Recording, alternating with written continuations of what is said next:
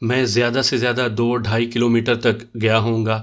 دونوں طرف کی گاڑیاں میرے نزدیک ہو گئی تھیں۔ میں نے ایک ہاتھ سے اسٹیئرنگ سنبھالا اور اپنے نیفے سے پسٹل نکال لیا۔ میرا اگر آخری وقت آ ہی گیا ہے تو میں اکیلا تو نہ مروں، کچھ لوگوں کو اپنے ساتھ لے کر آخری وقت تک مقابلہ کرتے ہوئے مروں۔ میری سب سے بڑی خواہش یہی تھی کہ میں منشی مہر خان کو ماروں۔ دونوں طرف کی گاڑیاں میرے نزدیک ہو گئی تھیں۔ اچانک ان گاڑیوں سے فائرنگ ہونے لگی جو منشی مہر خان کی مخالف سمت سے آ رہی تھی۔ ایک لمحے کو میرا دل میری کن پٹیوں میں دھڑکنے لگا۔ مجھے اپنا سانس رکتا ہوا محسوس ہوا کہ اب میرا آخری وقت آ گیا ہے، لیکن اگلے ہی لمحے میری حیرت کی انتہا نہ رہی جب میری 4 وہیل کا ٹائر پھٹنے کے ساتھ ہی منشی مہر خان والی جیپوں پر فائرنگ ہونے لگی تھی۔ میں زیادہ دور نہ جا سکا، 4 وہیل رک گئی تھی۔ وہ نووارد مجھے روکنے کے ساتھ ساتھ منشی مہر خان کو بھی روک رہے تھے۔ دونوں جانب سے فائرنگ ہونا شروع ہو گئی تھی۔ میں تیزی سے پچھلی سیٹ پر چلا گیا تھا۔ اتنی شدید فائرنگ ہونے لگی تھی میں دبک کر لیٹ گیا۔ اکا دکا گولیاں 4 وہیل کو لگ رہی تھیں۔ اچانک فائرنگ رک گئی۔ میں نے لاشعوری طور پر سر اٹھا کر دیکھا تو منشی مہر خان والی جیپیں پلٹ کر جا رہی تھیں۔ بلا شبہ وہ یہی سمجھے ہوں گے کہ میری مدد کو کوئی آ گیا ہے۔ ہوا بھی ایسے ہی تھا۔ نوواردوں نے میری مدد کی تھی، مگر وہ کون تھے، دوست یا دشمن؟ اتنی تیزی سے وہ مجھ تک کیسے پہنچ گئے تھے؟ میں پچھلی سیٹ پر پڑا یہی سوچ رہا تھا کہ سناٹے میں آواز ابھری، اوئے زین باہر آ جا۔ یہ تو اسی چاچا سائیں کی آواز ہے۔ سانول مجھے جس کے پاس لے کر گیا تھا، کیا وہ اس قدر تیز ہو سکتا ہے مجھ تک پہنچ جائے، یا وہ بھی؟ یہی سوچتے ہوئے میں نے سر اٹھایا تو وہ سامنے کھڑا تھا۔ اسے یقین تھا کہ میں اس پر فائر نہیں کروں گا۔ وہ 4 وہیل کی جانب ہی دیکھ رہا تھا۔ وہ اکیلا ہی کھڑا تھا، اس کے ساتھ کوئی نہیں تھا۔ اگر کوئی اس کے ساتھ تھے بھی تو وہ ابھی گاڑیوں ہی میں تھے۔ باہر نکلنا ایک بڑا رسک تھا، لیکن مجھے باہر تو نکلنا تھا۔ میں خود نہ نکلتا تو وہ مجھے نکال لیتے۔ میں نے پسٹل کو پھر سے نیفے میں اڑسا اور دروازہ کھول کر باہر آ گیا۔ میں نے ریت پر قدم رکھا ہی تھا کہ چاچا سائیں میری جانب بڑھا۔ اس نے دور ہی سے باہیں پھیلا دیں۔ میں نے اس کے گلے ملتے ہوئے حیرت سے پوچھا، چاچا سائیں تمہیں پتہ کیسے لگ گیا کہ میں سانول کے ساتھ رابطے میں تھا؟ میں بھی ذہنی طور پر تیار تھا کہ تم اگر میرن شاہ کو قتل کرنے میں کامیاب ہو گئے تو یہاں سے نکلنا مشکل ہو جائے گا۔ اس نے جب بتایا کہ منشی مہر خان تمہیں پکڑنے کے لیے تمہارے پیچھے نکل پڑا ہے تو میں نے اپنے دوست کو ساتھ لیا اور نکل پڑا، اس نے کہا۔ انہی لمحات میں میری نگاہ اس کے پیچھے 4 وہیل سے اترتے ہوئے شخص پر پڑی تو میں چونک گیا۔ وہ رتو بوہڑ تھا۔ شاید اس نے میرا چہرہ پڑھ لیا تھا، اس لیے رتو بوہڑ نے مسکراتے ہوئے اونچی آواز میں کہا، گھبراؤ نہیں، میں دوست بن کر آیا ہوں، دشمن نہیں۔ اگر تم دشمن بن کر ہی آتے نا تب بھی مجھے اتنی حیرت نہ ہوتی۔ میں نے طنزیہ انداز میں کہا تو وہ ہلکا سا کہا لگا کر ہماری جانب بڑھتے ہوئے بولا، تمہیں دوست تو اب ہمیں بنانا ہی پڑے گا۔ تم نے وہ کام کر دیا جس کے لیے مجھے کئی برس ہو گئے مگر نہیں کر سکا۔ بس ہو گیا، میں نے اختصار سے کہا، حالانکہ اسے کیا خبر تھی کہ یہاں تک پہنچنے کے لیے میں نے بے شمار راتیں اپنی آنکھوں میں کاٹی تھیں، کن صعوبتوں سے گزرا اور کن مصیبتوں کو سہا تھا۔ میں خاموش رہا تو اس نے پوچھا، جس نفرت سے تم نے میرن شاہ کو مارا ہے، لگتا ہے تمہاری کوئی پرانی دشمنی تھی اس سے۔ اس نے مجھے دھوکہ دیا تھا، صرف اپنی گایوں کے عوض میرا سودا کر دیا۔ میری یہ قیمت لگائی اس نے۔ میں نے اس کی بات کا جواب دینے کے بجائے یوں ہی ایک بات کہہ دی۔ تبھی چاچا سائیں نے بڑے سکون سے کہا، اچھا خیر، میری اطلاع کے مطابق روہی میں پولیس بھی آ گئی ہے۔ انہوں نے اس پورے علاقے میں اپنے مخبر چھوڑ دیے ہیں، وہ بستی بستی تلاشی لے رہے ہیں، اور تمہیں ڈر ہے کہ اب میں تمہاری بستی نہ چلا جاؤں؟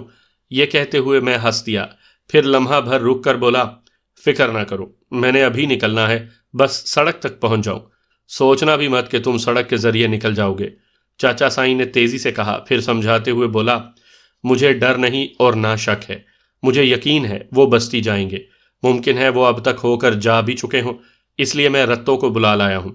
اب تم اس کے پاس رہو گے تو یہ مطلب سیدھے سیدھے ان کے پاس چلا جاؤں جو پہلے ہی میری جان کے دشمن ہیں؟ میں نے طنزیہ انداز میں کہا، نہیں ایسا نہیں ہے، اب روہی میں تمہارا سب سے بڑا کوئی دوست ہوگا تو وہ میں ہوں، رتو بوہڑ، کیونکہ میرن شاہ میرا سب سے بڑا دشمن تھا، اور پیروزہ اس سے بھی بڑی دشمن۔ اس نے گھمبیر لہجے میں کہا، تمہاری اس دشمن کو بھی میں ہی ختم کروں گا۔ میں نے نفرت سے کہا، لیکن ابھی نہیں کر سکتے، اس لیے کچھ وقت درکار ہوگا، پوری پلاننگ چاہیے اس کے لیے، اور میری گارنٹی ہے۔ چاچا سائیں کی گارنٹی؟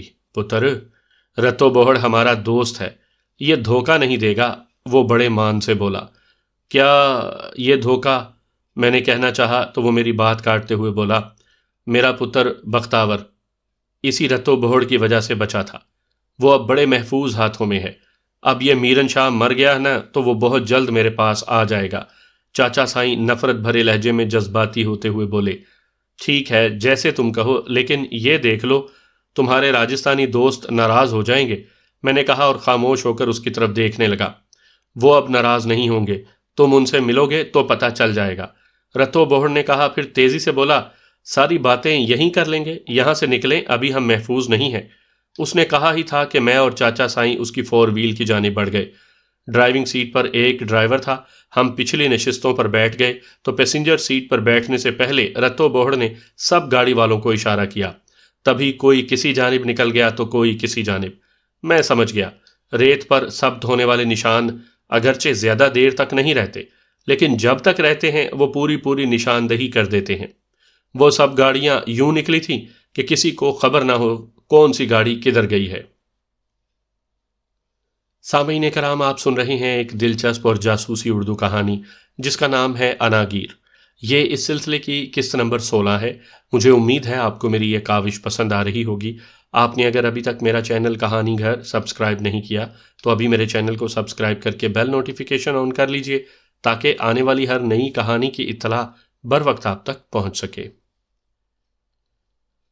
پتہ نہیں کتنا وقت ہوا تھا، آہٹ پر میں نے چونک کر دیکھا، چاچا سائیں کے ساتھ ایک نوجوان لڑکا ٹرے میں کھانا رکھے آ گیا۔ اس نے میرے سامنے کھانا رکھا تو میں اٹھ کر ہاتھ دھونے لگا۔ نوجوان واپس چلا گیا تو وہ بولا، حالات بہت گھمبیر ہو گئے ہیں، پیروزہ آ گئی ہے اور وہ کسی پاگل کی طرح بے قابو ہو رہی ہے۔ اچھا ہے، اسے مزید پاگل ہونے دو چاچا۔ اس کے پاگل ہونے سے یہ ہوگا کہ وہ پوری روہی میں تمہیں تلاش کروا رہی ہے۔ اس وقت ہر بندے کی ہمدردیاں اس کے ساتھ ہیں، ہیلی کاپٹر تک آ گیا ہے، گاڑیاں بستی بستی پھیل گئی ہیں۔ جس بے دردی سے تم نے میرن شاہ کو مارا ہے وہ بھولنے والی نہیں۔ اسے جو بھی وہ کہہ رہا تھا، لیکن میں نے اسے ٹوکتے ہوئے کہا، وہ زیادہ سے زیادہ کیا کرے گی؟ اس کے بندے مجھ تک پہنچ جائیں گے، فرض کرو کہ وہ مجھے پکڑ بھی لیتے ہیں تو کیا مجھے مار دیں گے؟ تو مار دیں، اس کے بعد کیا ہوگا؟ میں نے روٹی توڑتے ہوئے کہا، خیر میں ان بندوں کو تم تک تو نہیں پہنچنے دوں گا، وہ چاہے جو مرضی کر لیں، پولیس تو آئے گی کیونکہ ہمارے دشمن بھی ان کے ساتھ ہیں۔ چاچا سائیں نے ایک ہی سانس میں اچھی اور بری بات کہہ ڈالی۔ میں نے اس کی طرف توجہ نہیں دی اور کھانا کھانے میں مصروف ہو گیا۔ وہ باہر کے حالات بارے بتاتا رہا۔ میں سیر ہو کر کھا چکا تو اس نے برتن سمیٹ لیے۔ باہر جاتے ہوئے اس نے کہا، میں ابھی تھوڑی دیر میں آتا ہوں۔ میں نے کوئی جواب نہیں دیا اور پھر سے چارپائی پر لیٹ گیا۔ پتہ نہیں کتنا وقت گزر گیا تھا، کبھی میری آنکھ لگ جاتی، کبھی میں غنودگی میں چلا جاتا، مگر لاشعوری طور پر میں چوکنا تھا، کسی بھی وقت کچھ بھی ہو سکتا تھا۔ میں اچھی طرح سمجھتا تھا کہ میں رتو بوہڑ کی بستی میں تھا، میں اگر چاہتا تو ان کی مدد سے تارکول کی سڑک تک چلا جاتا، آگے جو بھی ہوتا، مگر میں خود روہی سے جانا نہیں چاہتا تھا۔ اب میں فیصلہ کر چکا تھا کہ پیروزہ کو ختم کر کے ہی واپس جاؤں گا۔ اس کے لیے میں رتو بوہڑ کی پوری مدد لوں گا۔ یہی کوئی سپہر کا وقت تھا جب چاچا سائیں کمرے میں آ گیا۔ وہ میرے سامنے والی چارپائی پر بیٹھتے ہوئے ہولے سے بولا، میرن شاہ کی باقیات کو دفنا دیا گیا ہے۔ حالات کیا ہیں؟ میں نے پوچھا۔ کل بہت بڑا اکٹھ ہونے والا ہے، پولیس بھی موجود ہے جسے حکم دیا گیا ہے کہ اس اکٹھ سے پہلے قاتل کو پکڑ کر پیش کیا جائے۔ وہ دبے ہوئے لہجے میں یوں بولا جیسے انتہائی مشکل حالات آنے والے ہوں۔ کس نے دیا ہے یہ حکم؟ میں نے پوچھا۔ انہوں نے جن کی اس علاقے میں چلتی ہے۔ پولیس کا بڑا افسر بھی آیا تھا، پورے علاقے کی سیاست یہاں جمع تھی، شہر سے وہ لوگ بھی تھے جو یہاں ان کے ساتھ کاروبار کرتے ہیں، سارے زور آور لوگ تھے یہاں پر۔ اس نے یوں کہا جیسے مرعوب ہو گیا ہو۔ چاچا سائیں کا لہجہ حوصلہ افزا نہیں تھا۔ خوفزدہ شخص کچھ بھی کر سکتا تھا۔ میں جانتا تھا کہ وہ لوگ اتنے طاقتور نہیں ہیں، اگر طاقتور ہوتے تو میرن شاہ کے سامنے دب کر نہ رہتے۔ اگرچہ وہ بھی ان کا مقابلہ کر رہے تھے، لیکن بختاور وہاں سے بھاگنے پر مجبور ہو گیا تھا۔ جس نے اسے پناہ دی تھی وہ بے دردی سے قتل ہو گیا تھا۔ اگر رتھو بوہڑ کے یہاں تلاشی شروع ہو بھی جاتی تو یہ لوگ زیادہ دباؤ برداشت نہیں کر سکتے تھے۔ میں جانتا تھا کہ بستی بہادر خان چدڑ کے لوگ بھی اتنے طاقتور نہیں ہیں، لیکن ان کی کسی سے کوئی دشمنی نہیں تھی، وہ پھر بھی قابل بھروسہ لوگ تھے۔ تبھی میں نے چاچا سائیں سے بڑے سکون سے پوچھا، میرا خیال ہے مجھے یہاں سے نکل جانا چاہیے، ورنہ وہ لوگ آپ سب کو بہت تنگ کریں گے۔ ویسے بھی میں کب تک ایک کمرے تک محدود ہو کر پڑا رہوں گا؟ تمہاری بات ٹھیک ہے، لیکن میں تمہاری حفاظت کا وعدہ کر چکا ہوں. میں اور رتو بہڑ آخری دم تک تمہاری حفاظت کریں گے، اس نے حوصلہ مند لہجے میں کہا. چاچا سائیں، یہ نوبت ہی کیوں آئے؟ میں نہیں چاہتا کہ کوئی انگلی اٹھائے، مجھے کہیں اور ٹھکانہ کرنا ہوگا، میں نے سکون سے کہا. میں تو ہر طرح سے حاضر ہوں، باقی تم جیسے کہو، اس نے میرے چہرے پر دیکھتے ہوئے کہا تو میں نے حتمی لہجے میں کہا. اس بستی سے کوئی بھی میری مخبری کر سکتا ہے، کسی امتحان میں پڑھنے کے بجائے میرا نکل جانا ہی بہتر ہے. میں نے کہا تو چاچا سائیں سر جھکاتے ہوئے خاموش ہو گیا. کچھ دیر سوچتے رہنے کے بعد بولا، تم نہا دھو کر تازہ دم ہو جاؤ، پھر دیکھتے ہیں، میں رتو بہڑ سے مشورہ کر لوں. ٹھیک ہے، میں نے کہا، اور پھر اس کے ساتھ ہی میں اٹھ گیا. شام ڈھلتے ہی میں بستی سے نکلا تو میرے ساتھ ایک نوجوان بھی تھا. فیصلہ ہو چکا تھا، کوئی بستی تک نہ بھی پہنچ سکے، یہاں سے مخبری بھی ہو سکتی تھی. اب تک کوئی راجستانی میرے سامنے نہیں آیا تھا. ہماری کوشش یہی تھی کہ کسی کی نگاہوں میں آئے بغیر نکلا جائے. ہم پیدل ہی چل پڑے تھے. چھوٹا سا بیگ میرے کاندھوں پر تھا جس میں فالتو میگزین تھے، جبکہ پسٹل میں نے اپنے نیفے میں اڑسے ہوئے تھے. مجھے نہیں معلوم کہ نوجوان کے پاس کوئی ہتھیار تھا یا نہیں. جب میں چلنے لگا تو وہ میرے ساتھ ہو گیا تھا. انہوں نے مجھے یہی بتایا تھا، اس کے ساتھ جاؤ، یہ تمہیں ایک محفوظ مقام پر لے جائے گا. ہم گپ شپ کرتے ہوئے پیدل چلتے چلے گئے. تقریباً 1 گھنٹے کے بعد ایک چھوٹے سے دربار تک پہنچ گئے. اس کی چار دیواری نہیں تھی. اگر دربار کے اندر اور باہر دیے روشن نہ ہوتے تو شاید کچھ فاصلے سے بھی اندازہ نہ ہوتا کہ یہاں کوئی دربار ہے. کچھ فاصلے پر گھاس پھوس سے بنی جھونپڑیاں تھیں. وہ نوجوان مجھے ایک جھونپڑی میں لے گیا. وہاں کوئی نہیں تھا. اس نے ماچس نکال کر دیا سلائی روشن کی اور تلاش کر کے چراغ جلا دیا.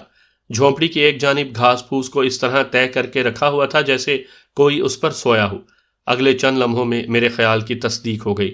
اس نے اپنے کاندھے سے چادر اتاری اور وہاں بچھا دی، پھر بولا، لو بھائی، یہاں لیٹ جاؤ. اور تم؟ میں نے پوچھا. میں یہاں سونے نہیں آیا، میں جاگ کر پہرا دوں گا، اس نے بڑی سادگی سے کہا تو میں ہنس دیا. پھر مسکراتے ہوئے پوچھا، کتنے دن تک یہاں پڑے رہیں گے؟ یہی کوئی 2-4 دن. جب روہی میں تلاشی والی ہلچل ختم ہو جائے گی تب پھر جو حکم ہوگا، اس نے میری جانب دیکھتے ہوئے کہا. چل ٹھیک ہے، میں نے کہا اور وہیں لیٹ گیا. ایک گونا سکون میرے بدن میں اتر گیا تھا. تبھی اس نوجوان نے اپنے بیگ میں سے ایک پوٹلی نکالی اور تندوری روٹیاں میرے سامنے رکھ دیں. پھر منرل واٹر کی ایک بوتل مجھے تھماتے ہوئے کہا، لے بھائی کھا. اب تو کھا لیں گے، 2-4 دن کیسے گزارا کریں گے اس ویرانے میں؟ میں نے مسکراتے ہوئے پوچھا تو وہ بولا، یہاں جو دربار کا مجاور ہے نا، اپنا ہی بندہ ہے، اس کا گھر یہیں نزدیک ہی ہے، صبح وہی ہمارے لنگر پانی کا بندوبست کرے گا. رب بڑا بے نیاز ہے یار، ہمارے جیسوں کو بھی رزق دیتا ہے، یہ اس کی بے نیازیاں ہی ہیں، میں نے کہا اور روٹی کھانے لگا. وہ میٹھی روٹیاں تھیں جو اس وقت بہت اچھی لگ رہی تھیں.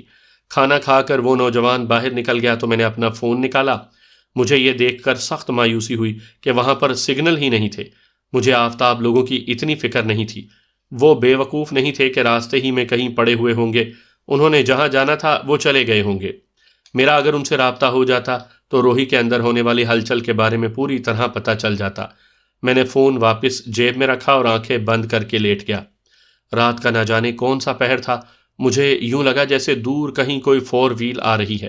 میں زمین پر ہی لیٹا ہوا تھا، اس لیے زیادہ اچھی طرح محسوس کر سکتا تھا.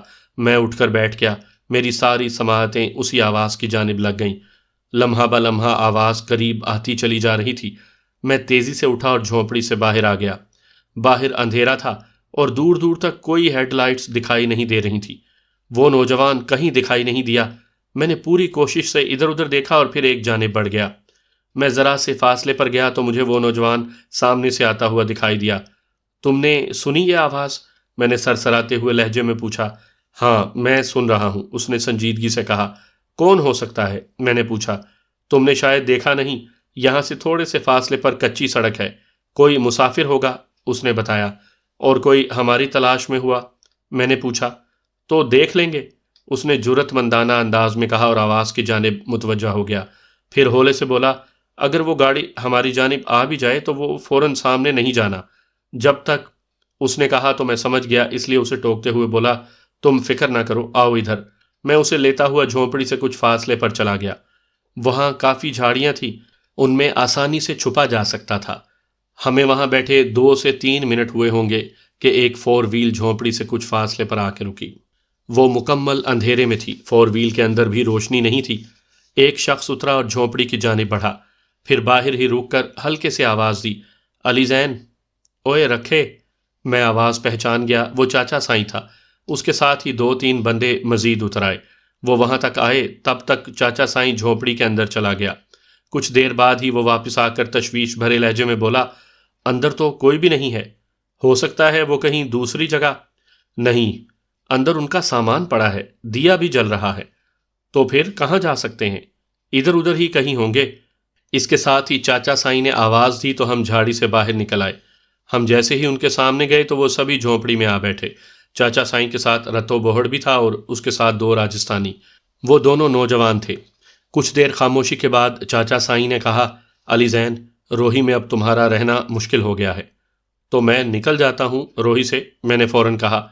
یہاں سے لے کر بہاولپور تک، سمجھ تیرے لیے ہر جگہ خطرہ ہے۔ پیروزہ نے تیرے سر کی قیمت 50 لاکھ روپے رکھ دی ہے، زندہ یا مردہ، جس حالت میں بھی تم ملو۔ واہ، اب تو میری اہمیت ہو گئی، میں نے ہنستے ہوئے کہا۔ تم ہنس رہے ہو؟ لیکن آج شام ہی تمہارے ہونے کا شک لے کر پولیس میرے پاس آئی تھی۔ وہ پتہ نہیں مطمئن ہوئے ہیں یا نہیں، رتو بوہڑ نے تشویش زدہ انداز میں کہا۔ ہو سکتا ہے وہ تمہارے پیچھے ہی آ گئے ہوں، میں نے کہا۔ اب تو کوئی بھی انہونی ہو سکتی ہے۔ سنا ہے اماں سین اپنا سب کچھ لٹا کر تجھے پکڑنا چاہتی ہے۔ وہ اس طرح رو رہی ہے کہ ہر بندہ اس سے ہمدردی کر رہا ہے۔ کیا سیاستدان اور کیا پولیس والے، اس نے اکتاہٹ سے کہا۔ تم لوگ کیوں آئے اور اب کیا کرنا ہے؟ میں نے پوچھا۔ دیکھ، یہاں اب تمہیں کوئی بھی نہیں رکھے گا، اگر کوئی رکھے گا تو اس 50 لاکھ کے لالچ میں۔ بہاولپور تک تم جا نہیں سکتے، تمہارے پاس ایک ہی آپشن بچا ہے، رتو بوہڑ نے سمجھاتے ہوئے کہا۔ وہ کیا؟ میں نے پوچھا۔ جب تک معاملہ ٹھنڈا نہیں ہو جاتا تم بارڈر پار چلے جاؤ، بختاور بھی وہیں ہے، جب واپس آنا تو اسے بھی ساتھ ہی لے کر آ جانا، چاچا سائیں نے سمجھاتے ہوئے کہا۔ کیا مجھے ابھی جانا ہوگا؟ میں نے صورتحال سمجھتے ہوئے کہا۔ ہاں، کیونکہ کل سے یہ آنا جانا بھی سمجھو بند ہو جائے گا۔ ادھر ادھر کا سارا کام تو ٹھپ سمجھو، ادھر جاؤ گے تو کام بھی سمجھ لینا۔ یہ کہہ کر اس نے سانس لی، پھر راجستھانیوں کی جانب اشارہ کر کے کہا، یہ دونوں تمہیں لے جائیں گے، ساری بات ہو گئی ہے، چند دن سکون کر۔ رتو بوہڑ نے کہا۔ ہاں، بختاور کو بھی ساتھ لے آنا۔ چاچا سائیں شاید اپنے بیٹے سے کچھ زیادہ ہی اداس ہو گیا تھا۔ ٹھیک ہے، میں جانے کے لیے ایک دم سے تیار ہو گیا تو وہ مجھے بتانے لگا، جہاں ہم کھڑے ہیں یہاں سے گریٹر چولستان کی سمجھو شروعات ہے، آگے گاڑی نہیں جا سکتی، تم لوگوں کو اونٹوں پر سفر کرنا ہوگا۔ ابھی نکلو گے تو بارڈر پار کرتے دن چڑھ جائے گا۔ لے بھایا، کپڑے بدل لے۔ ایک راجستھانی نے اپنی پوٹلی میں سے کپڑے نکال کر دیے۔ میں نے وہ کپڑے بدل لیے، اپنے پسٹل لیے، بیگ سنبھالا اور اپنا فون رتو بوہڑ کو دیتے ہوئے کہا، اس فون میں صرف 2 نمبر محفوظ ہیں، ان میں سے کوئی بھی کال کرے تو میرے بارے میں سب کچھ ٹھیک بتا دینا۔ ٹھیک، میں بتا دوں گا، پر تم پریشان نہ ہو، ادھر جا کر تجھے بڑا اچھا فون مل جائے گا، جتنی مرضی یہاں کے لوگوں سے باتیں کرنا۔ رتو بوہڑ نے سکون سے کہا تو چاچا سائیں بولا، میرا خیال ہے اب ہمیں چلنا چاہیے۔ ہاں چل رکھے، گاڑی میں بیٹھ اور تم جاؤ، اونٹ مل جائیں گے آگے، اس نے تیزی سے کہا۔ کچھ دیر بعد ہم تینوں چل پڑے تھے۔ میرے دونوں ساتھیوں میں سے ایک کا نام رتن تھا اور دوسرے کا رگو۔ وہ دونوں ہی ہندوؤں کی نچلی ذات سے تعلق رکھتے تھے۔ ہم خاموشی سے آگے بڑھتے چلے جا رہے تھے۔ صبح کا نیل گوں اجالا پھیل رہا تھا جب ہم راجستھان کے پھیلے ہوئے صحرا میں پیدل چلتے چلے جا رہے تھے۔ بارڈر پار کرنے سے پہلے ہم نے اونٹ چھوڑ دیے تھے، تب سے اب تک کوئی 10 کلومیٹر کا فاصلہ ہم پیدل کر چکے تھے۔ ہم تینوں میں سوائے مطلب کے کوئی بات نہیں ہوئی تھی۔ اچانک رتن نے خوشگوار لہجے میں پوچھا، بھایا تھک تو نہیں گئے ہو؟ نہیں، ابھی مزید چل سکتا ہوں، میں نے مسکراتے ہوئے کہا۔ دھیرج رکھ، بس یہی 2 کلومیٹر اور ہے، پھر بستی ماں پہنچ جائیں گے، اس نے یوں کہا جیسے اسے بھی گھر جانے کی خوشی ہو رہی ہو۔ تبھی رگو بولا، یہ تو بتا، آج ادھر ہی رہنا ہے یا آج کا دن اسے ادھر ہی رکھیں گے، کل پھر سوچیں گے آگے کی، ایک دن تو سکون کر لیں یار، اس نے کہا۔ وہ چاچا سائیں کا بیٹا بختاور کدھر ہے؟ میں نے پوچھا۔ وہ تو شہر میں رہتا ہے، بڑے ٹھاٹ سے، اس کا باپ خرچ دیتا ہے، تجھے ادھر ہی لے کر جانا ہے، تیرا خرچ رتو بوہڑ کرے گا، اس نے مجھے بتایا تو میں مسکرا دیا۔ مجھے لگا وہ مجھ سے کوئی اہم ہی کام لینا چاہتا تھا۔ وہ چند گھروں کی بستی تھی جس میں کسی گھر کی کوئی 4 دیواری نہیں تھی، کہیں مٹی کے چکور اور کہیں گول دیواریں بنا کر اوپر گھاس پھوس کے بنائے چھپر ڈالے ہوئے تھے، کسی نے زیادہ تھڑا بنایا ہوا تھا، کسی کا کم۔ ہر گھر میں جلانے والی لکڑیوں کے انبار لگے ہوئے تھے، اسی طرح ہر گھر میں کوئی نہ کوئی جانور ضرور تھا، وہ گائیں تھیں یا بھیڑ بکریاں۔ اونٹوں کے ریوڑ موجود تھے۔ مجھے ایک چوکور دیوار والے کمرے میں بٹھا دیا گیا۔ اس کے بعد رتن اور رگھو نہ جانے کہاں غائب ہو گئے تھے۔ میں چارپائی پر لیٹ گیا۔ زیادہ وقت نہیں گزرا تھا کہ پہلے پائل کا چھناکا ہوا اور اس کے ساتھ ہی ایک پکی عمر کی عورت اندر داخل ہوئی۔ وہ لمبے سے قد کی تھی، تیکھے نکوش سیاہ رنگ کا گھاگرا چولی پہنا ہوا تھا جس میں مختلف بھڑکیلے رنگوں کے پھول بنے ہوئے تھے۔ اس کا رنگ سانولا تھا، اس نے سیاہ آنچل سر پر جمایا ہوا تھا۔ چولی اتنی تھی کہ پوری کمر اور پیٹ پر کچھ نہیں تھا۔ پھر کہیں جا کر گھاگرا شروع ہوا تھا۔ اس کی باہوں میں کوہنیوں تک سفید چوڑیاں پہنی ہوئی تھیں۔ اس کی بغلیں پسینے سے بھیگی ہوئی تھیں۔ میں اس کی طرف دیکھ رہا تھا اور وہ میری جانب تک رہی تھی۔ چند لمحے یوں ہی دیکھتے رہنے کے بعد بولی، اے بھایا، سو مت جانا، ابھی روٹی پکا رہی ہوں، بتا دودھ کے ساتھ کھا لے گا یا کچھ بھنڈی ترکاری بنا دوں؟